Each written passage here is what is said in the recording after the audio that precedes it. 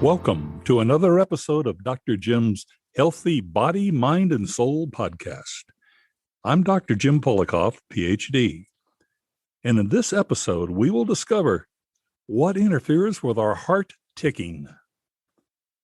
Billions of Americans are suffering from atrial fibrillation. And regardless of your age, this disease can instantly lead to a heart attack or stroke. Fortunately, Duke Health is a world leader in combating heart disease, and one of their top cardiac electrophysiologists is Dr. Kevin Jackson, who is at the forefront of advances to treat atrial fibrillation. I can personally attest to Dr. Jackson's skills, since his unique catheter ablation procedure completely cured my atrial fibrillation. It's been over 4 years, and I no longer experience irregular heartbeats. So let's meet the doctor who has helped so many. Welcome, Dr. Jackson. If your ears have been burning about my praise for you, it's as a result of my relief from so many years of AFib. Once again, I thank you. No, my pleasure. I'm glad to hear you're doing well. I'm doing very well, and a number of years well. So let's begin with an overview of atrial fibrillation and the dangers it presents. Can you explain that? Sure. As an electrophysiologist, I really deal with all electrical problems of the heart, but atrial fibrillation far and away is the most common thing that I see. And it is the most common arrhythmia that we see in the United States and probably worldwide. Right now in the United States, there's roughly 3 million people walking around with atrial fibrillation. And we're seeing more and more of it. I think, atrial fibrillation is a electrical problem that occurs as people age. So as our population ages, we're going to be seeing more AFib. And, the estimate is within the next 20 or 30 years, that number may double. We'll see 5 or 6 million people in the US with AFib. There's important implications of atrial fibrillation. It's a common rhythm. It generally has been sort of labeled a benign arrhythmia, but I think that's not really true. If you look at population studies of patients that have atrial fibrillation, there is a definite increase in mortality in people who have AFib. So it's hard to tease a lot of this out because it runs with other diseases like hypertension and other heart disease, but it seems that AFib alone is a marker for worse outcomes, including worse mortality for people. So, we certainly treat this seriously and aggressively for those reasons. I think we'll get into it a little bit, but the big problems with atrial fibrillation are stroke and heart failure. Those are sort of the two things that we really focus on. And of course, a lot of folks have symptoms from the irregularity of the heart rhythm. So, when I see a patient in clinic and they're, brand new diagnosis of atrial fibrillation, we are talking about some, serious things, including their risk of stroke and their risk of heart failure. So what are some of the early signs of AFib, and what kind of medication generally is used to control it? It's really across the board. A lot of folks, of course, AFib is an irregular heart rhythm. It's a fast, irregular heart rhythm. And some folks will feel that. They'll feel a sudden change where their heart rate goes up, their heart rate gets irregular. Some people describe it as a fish flopping around their chest, or just some very uncomfortable feeling with the heart racing and being irregular. But actually, there's a fair number of patients who don't feel that at all. They have no awareness of their heart racing or the irregularity of it. And what they feel is fatigue or shortness of breath with their activities, inability to go up the stairs without having to stop halfway, or, intolerance of, climbing their neighborhood hill or something that, they normally could do without a problem. Suddenly they've realized, hey, I'm really tired or running out of my breath doing these kind of normal activities. And they may actually have no sensation that their heart is racing. So, we certainly think of the fast, irregular heart rate as the signature of atrial fibrillation, but it actually can present with a lot of symptoms, including no symptoms. There are people who come in, have absolutely no awareness of it and no symptoms from it, who it really is diagnosed either incidentally because their physician picked up, an irregularity to their heart rate on an exam, or they had an EKG done for some other reason where it's picked up. And I certainly see a fair number of those patients as well. So I would think that this is even more important that people get regular checkups from their primary care doctor who might pick something up, as opposed to many men who just put off seeing doctors as long as they can. Yeah, regular checkups for sure for this and for other reasons. Certainly as you get older, part of that regular checkup is going to be an EKG where they're going to look for these sorts of rhythm problems. And critically, I think, again, folks think that, oh, if my heart's normal, I don't feel the palpitations, I couldn't have atrial fibrillation. And that's far from the truth. We definitely see folks that present with more subtle symptoms, fatigue, tiredness, shortness of breath, these kind of symptoms, or even lightheadedness where there's no good explanation for it. Those are the symptoms where folks really should, be evaluated by their doctor, because it could be a sign of atrial fibrillation for sure. So if somebody starts in as diagnosed early with AFib, what types of medications are generally, prescribed to control it? I mentioned the two kind of big risks of atrial fibrillation, stroke and heart failure. So the medications are really focused on preventing those. And the first would be a blood thinner. And really almost across the board, somebody who has atrial fibrillation, we're at least considering starting that patient on a blood thinner. And there's different types. There are, aspirin certainly is a type of blood thinner that we have historically used for AFib in really low risk patients. I will say we don't really use that much anymore.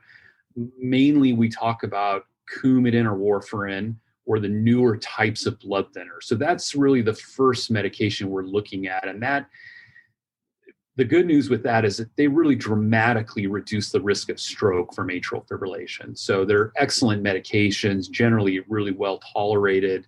Of course, blood thinners do have some bleeding risk, and we have to consider that with the patients.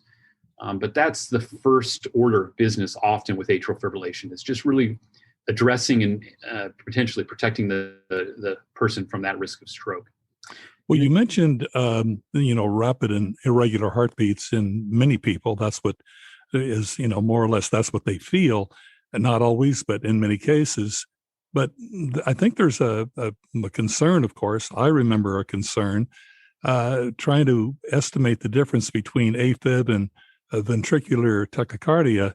I know the latter needs urgent medical care. How do you tell the difference with an AFib patient? When should they really be concerned if the rate increases? If you just look at the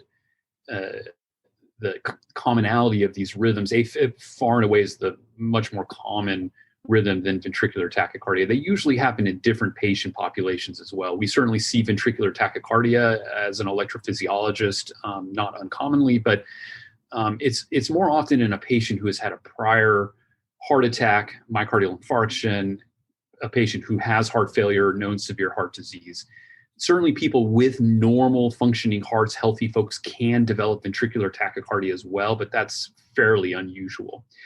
The difference is really a few things. One is ventricular tachycardia often is a very sudden, fast, but regular heart rhythm. It doesn't skip around. So that fish flopping in your chest where the heart rate goes up and down, that's sort of really classic for atrial fibrillation, whereas ventricular tachycardia is often fast but quite regular. It often, again, more so because it's in patients who have underlying heart disease, it's much less tolerated. So patients may have severe dizziness or pass out from it. And as you said, it can be in certain circumstances life-threatening.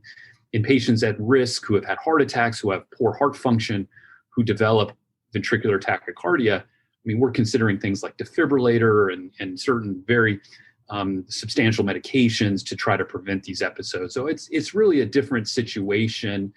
It's a fast rhythm, and so it may feel the same for any given patient. And certainly there's patients who have both, who have atrial fibrillation and ventricular tachycardia.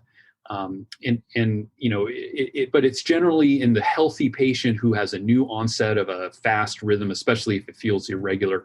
Very unlikely that's going to be ventricular tachycardia, not typically. it's going to be much more often it would be atrial fibrillation.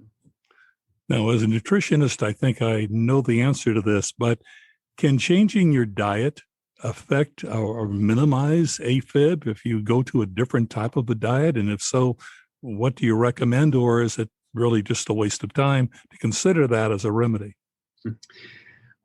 I would never tell you that nutrition is a waste of time, not to a nutritionist, nor do I think that. But, I think what we've learned with nutrition and diet and atrial fibrillation is that it is important to the degree that weight loss is important. So, I'm not familiar with any compelling data that says one particular diet or type of food over another is going to eliminate atrial fibrillation. But weight loss is certainly critical in both managing atrial fibrillation and potentially as a sole treatment. So obesity and AFib and obesity and heart disease go together. And so weight loss as a treatment for AFib is always a goal.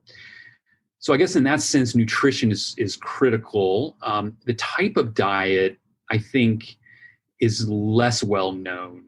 I think people have looked at different types of, or different nutrients, different types of diet to say, are these pro-inflammatory or anti-inflammatory? Can that have an effect on heart disease or on atrial fibrillation?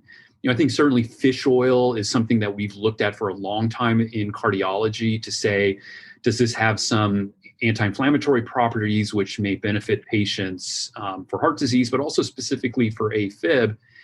I think, in my reading of the data, it's been fairly disappointing, or I guess another way to say it, the effect has been fairly mild. I think there's a lot of benefit to fish and fish oil. The omega-3s. Omega-3s, certainly, but, looking at refined omega-3s in the form of Lovesa, for example, the trials were really negative.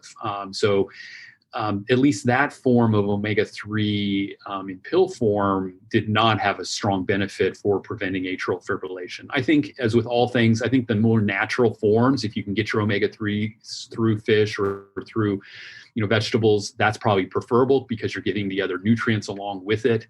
It hasn't been a strong effect with atrial fibrillation, but I think there is some effect there. The other thing that people look at with AFib is caffeine intake. And I would say really to the excess, if you are, a triple latte kind of person daily or 4 or 5 cups of coffee per day, there does seem to be an increased risk of AFib. But if you are a moderate caffeine drinker, meaning 1 or 2 cups of coffee or caffeinated tea daily, really there doesn't seem to be a strong effect. So the good news for caffeine drinkers out there is they really don't need to be abstinent. I do not recommend my patients give up caffeine. I think that's a tall order for anyone. I'm a caffeine drinker, a coffee lover, so I certainly wouldn't want to do that myself, nor do I think the data really supports it, unless you're really at the excessive level. Well, and that's good news because there are so many benefits, as we know, from caffeine, derived from caffeine. Now, stroke is perhaps the biggest danger that a person with AFib would face, I'm imagining. So if you find someone with AFib, do you immediately address the stroke aspect of it and prescribe certain medications? Yes, I think that's really the first thing that we think about. It certainly is the most devastating outcome of atrial fibrillation. It is the most common cause of stroke, atrial fibrillation in the United States, whether it's the patient, it's known atrial fibrillation the patient has or undiagnosed atrial fibrillation. So this is not an uncommon thing. And so it's the first thing that we think about.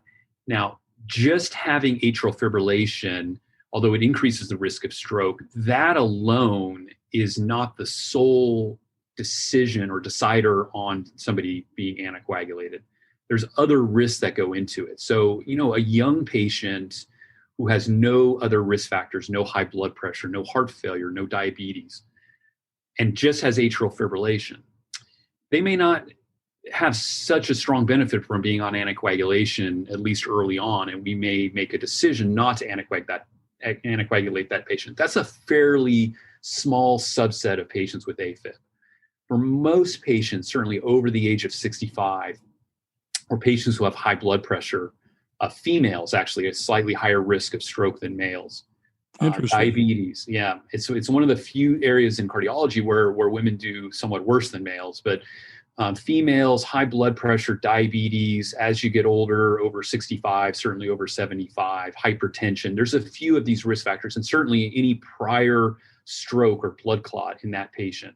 Those are risk markers that really say this person should be anticoagulated, and we certainly would recommend putting them on a blood thinner at that point. Well, you mentioned the formation of blood clots obviously can be life-threatening. I understand you're currently employing 2 new devices for patient protection in respect to blood clots. Right. Yeah. So in the last several years, I'd say over the last 10 years, we have studied devices that will actually block the blood clots from getting out of the heart. So when somebody has atrial fibrillation, of course, the atrium, the upper chambers are the problem. They are fibrillating or quivering. And because the blood does not pump normally, blood clots can form. But the area where blood clots form is not the entire region of the atrium. It's actually a small area, a small sac that's called the appendage. And it's sort of the size of your index finger, maybe 2 of your fingers. It's not a large area of the heart. In this pouch or this sac, blood clots can form. And if they get out, that's what potentially could cause a stroke. And so we use blood thinner, which of course thins the whole blood, but it's really focused on preventing blood clots in this very localized small area of the atrium. So one of the devices that we use, which is called a Watchman device, has been fairly well studied. It is essentially a plug or a cork that we place with a small catheter through the leg. And through that, we're able to, through that catheter, we can deliver this device into the appendage. And essentially, it opens up and plugs off that appendage so that a blood clot forms that has no passage out of the heart. We use blood thinner for a few weeks after placing that device just to allow the device to heal in. But once that's done and the device has sort of sealed off that area, we feel somebody can safely come off blood thinner, and it should protect them against a risk of stroke without having to remain on blood thinner. There's another device that's more surgical that's placed from the outside that some patients may get at the time of a heart surgery. And that's probably the second device that you're mentioning. But the one that we really place is this Watchman device. And we're starting to do that more and more. We're now on the second generation of that device. I think it's gotten better. It seals off that area a little bit better. And we are starting to do some research now to look at folks who really prefer to have this device rather than remain on long-term blood thinner. Whether that is a good alternative and protects them as well as blood thinner, that remains to be seen, but that research is ongoing right now. Now, let's discuss the procedure that I had that was very helpful to me. And obviously it must have been undergoing some improvements since then, because it's been about almost 5 years since my catheter ablation procedure. Perhaps you can discuss that. Sure. So, ablation for any electrical problem has been around since the 70s and 80s. Actually was pioneered here at Duke by some of the surgeons and early cardiologists here at Duke. So there's a long history at my institution of this procedure. For atrial fibrillation, we really have been doing ablation since the late 90s. This initially, atrial fibrillation was sort of felt to be a very chaotic rhythm that was not amenable to being fixed with catheter ablation. But some very smart researchers and clinicians out of Bordeaux, France, figured out that AFib comes from really 4 of the veins in the heart called the pulmonary veins. These are large blood vessels that drain the blood from the lungs into the atrium, into the left atrium. And within those blood vessels, there are muscle fibers and nerves that get irritable and trigger atrial fibrillation. And once that discovery was made, we realized that we could do a procedure to potentially block that AFib from getting into the heart, from triggering and causing atrial fibrillation. And so that's done now with a catheter ablation procedure where we place long catheters or wires through the blood vessels of the leg into the heart. And in that left upper chamber, that left atrium, we ablate, usually by heating, but we can do this actually now with freezing. That's called cryoablation, but either heating or freezing the tissue around those veins. We don't want to affect the blood flow. Of course, we want to allow that good oxygenated blood to get into the heart from the lungs, but we are essentially blocking that AFib from getting into the heart once we do this ablation. I'd say your ablation 5 years ago was a pretty state-of-the-art ablation. There are some improvements we've had over the years. I think there's going to be further improvements even within the next couple of years. Right now, when we do an ablation on my patients, I will typically tell them this, and looking at the data, this has about a 70 to 80% chance of working. As a one-time procedure to fix AFib, allow you to come off of some of the medications we use, 70 to 80%, with a low chance of a complication. The risk in an experienced center is about 2% of a complication with this procedure. It's typically about a 2-hour procedure. It's done under anesthesia, so the patient's asleep, but it's all with catheters through the veins in the leg. It's obviously not an open chest procedure. And you pretty much can stay overnight in the hospital and go home, correct? One night overnight, although now this is something that's changed since your procedure. We are doing same-day discharge. So I would say over half of our patients now, it's become, I wouldn't say routine, but certainly a efficient enough procedure that after a few hours of observations, patients can actually go home and rest comfortably in their own bed at home on that same night. So that's about half the patients actually are going home the same day. So that's been a bit of a change since your procedure. Well, I would think that would be very exciting, the same day. As far as let's talk about the pacemaker for a second. I mean, for those patients who you've tried what you can and it doesn't seem to work, would the next step be inserting the pacemaker to control the contractions? Yeah, I think this is a very common question about AFib is, why not put a pacemaker in for this? And, I would say on occasion we do that. It's certainly not the most common treatment for AFib. And the reason is pacemakers really are designed to prevent slow heart rates. Well, that is sort of the opposite problem with atrial fibrillation. So why would we ever put a pacemaker in for AFib? Well, the reason is there are some patients who have both fast and slow heart rates. So they require medication or ablation for AFib plus a pacemaker to manage the slow heart rates. But I would say more in patients who have AFib, who have either failed medications, have failed an ablation or even a couple ablations, and they continue to have atrial fibrillation.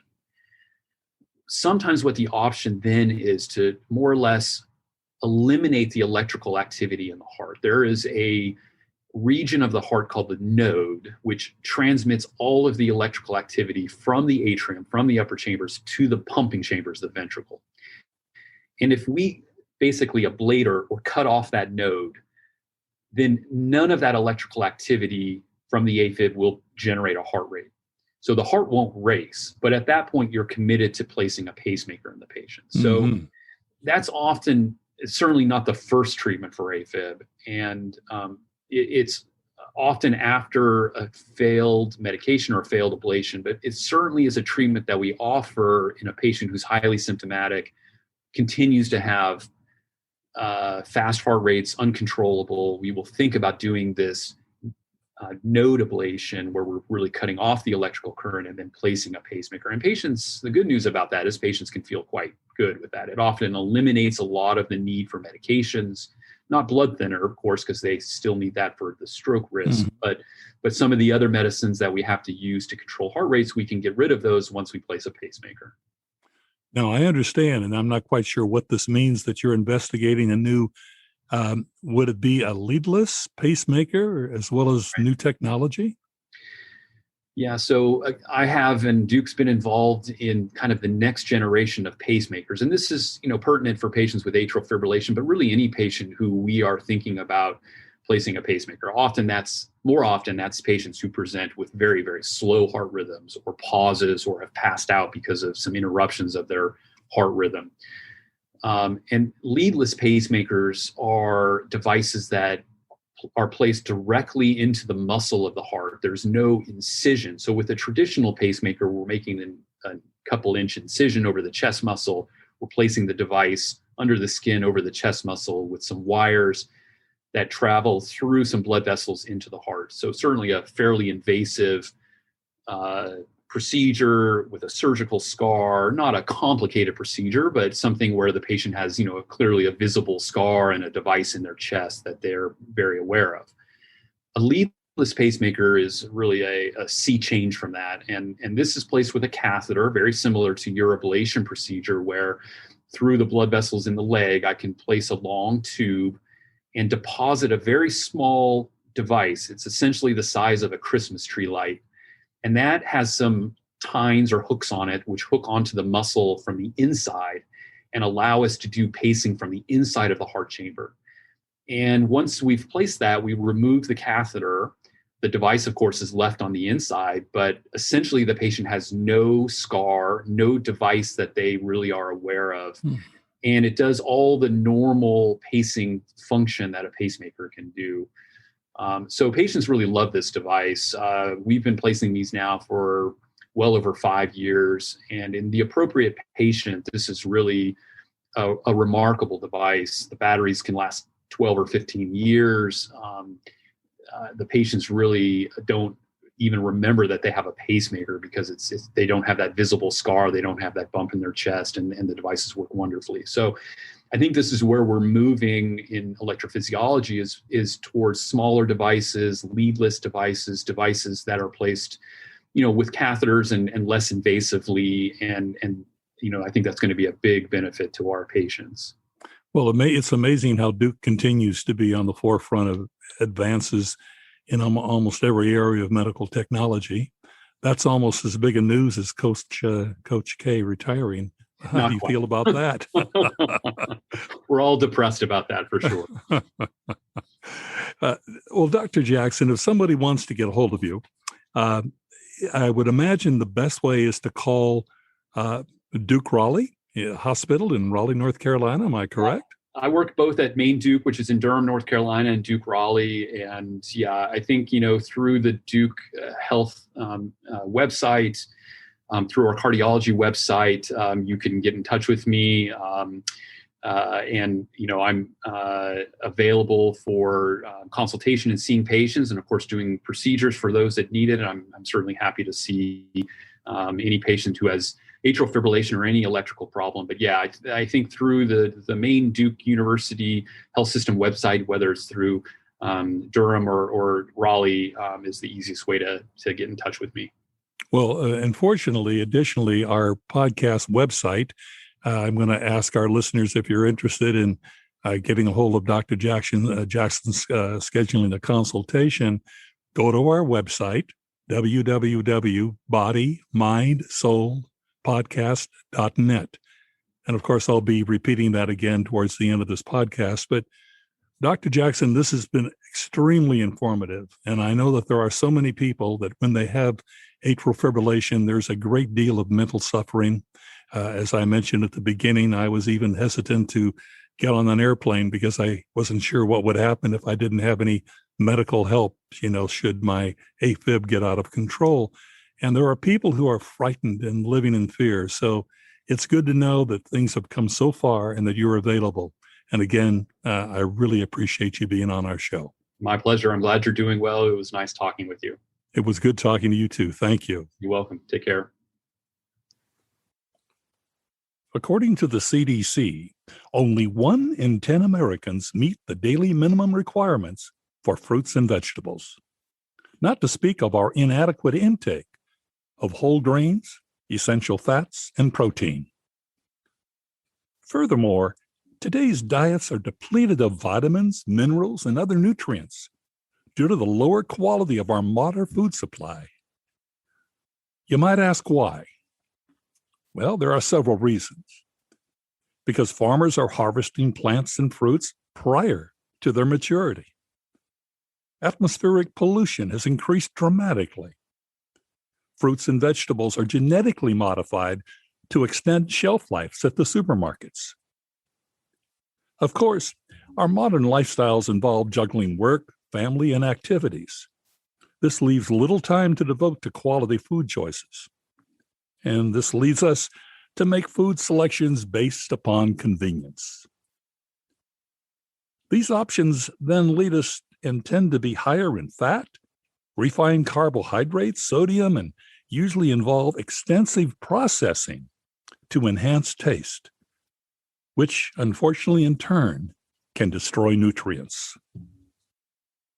So it's little wonder that doctors and healthcare professionals are recommending a daily regimen of supplements to enhance what we lose through everyday inadequate eating.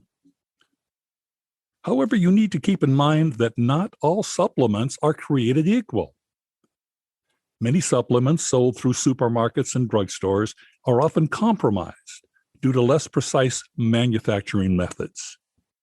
As a result, some of your over-the-counter or online supplements are inadequate in terms of absorption, digestibility, and nutrient value. Often, you're simply not receiving the full potency required for effectiveness. In today's environment, supplements are a necessity. So I urge listeners to visit to our website, www.bodymindsoulpodcast.net, and then go to our nutrition page, and you will learn important facts about supplements and how to make the best choices. Again, the website is www.bodymindsoulpodcast.net. On our website, you also will find some terrific recorded podcasts and what's coming next. So check us out, www.bodymindsoulpodcast.net. And remember, take the time to feed your soul so your body and mind can remain healthy. This is Dr. Jim Polikoff. Please join me again next week for another episode of Body, Mind, and Soul. Thank you.